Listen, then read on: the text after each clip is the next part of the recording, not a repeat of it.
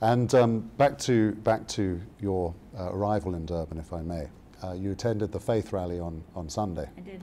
And you were, I noticed, noticeably moved by what took place there, and people have commented on that. What was it that tugged your emotional strings at that point? I was very moved by the people who are there without any other interest but to protect their home, which is this planet. That is the only interest of those people. That's pretty impressive. But those people there at the rally, under the leadership of Archbishop Desmond Tutu, who has the best dancing rhythm I have seen in a long time. And being a Latino, you would be a good person to judge that, I see. Well, dancing with Archbishop Tutu is definitely an experience that I will remember the rest of my lifetime. It's not a coincidence. Those three facts that you put there are not a coincidence.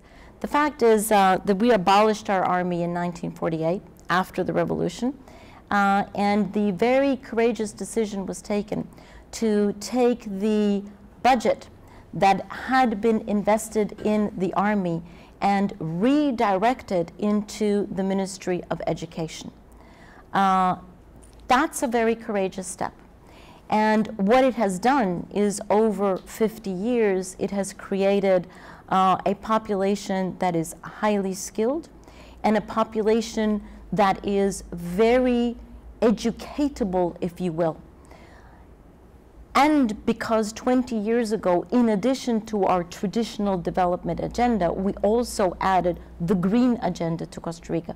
We also 20 years ago realized that being a country which is agricultural based, that we would lose our forests, we would lose all of our natural beauty if we did not have a very clear protection of those areas versus the agriculture that was impinging on it.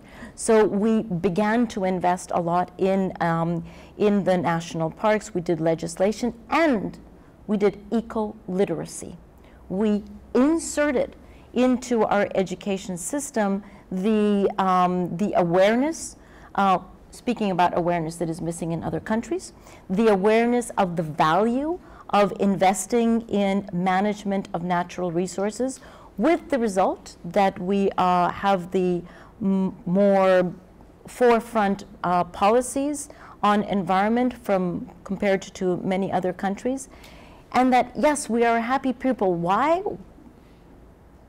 I don't know. Maybe because it's easier for us to go walk in our rainforest, maybe because our family values are so strong. Maybe because we don't have an army, or maybe because of all of those factors together.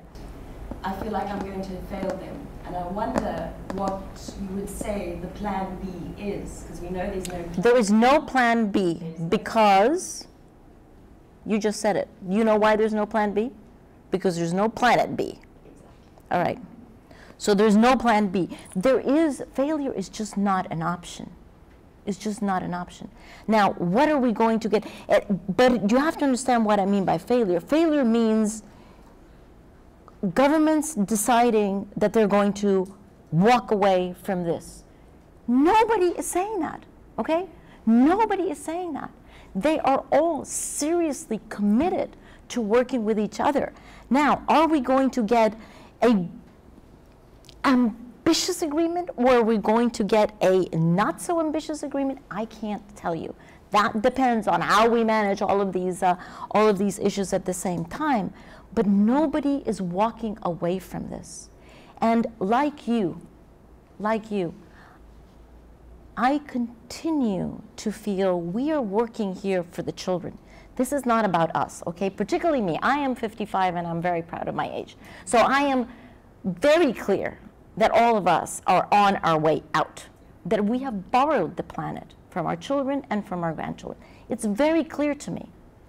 And the reason why I am here is because I'm committed to that generation, okay?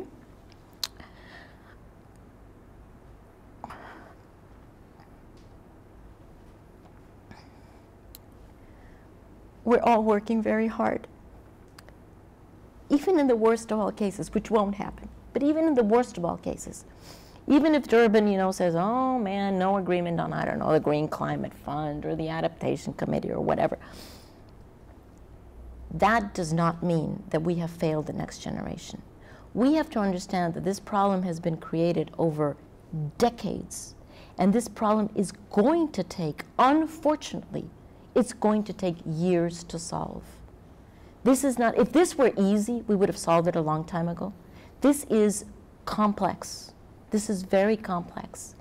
But I have not heard a single government that says, it's too complex, we're walking away. None of them. They're saying it's complex, we're staying here, we are talking to each other, we're sometimes fighting with each other, absolutely. That's what it's all about. But nobody is walking away. So you can stand there with a clear conscience and tell those children that yes, those governments they do know what their responsibility is.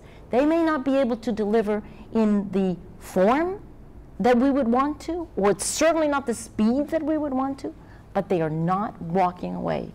Governments are firmly there.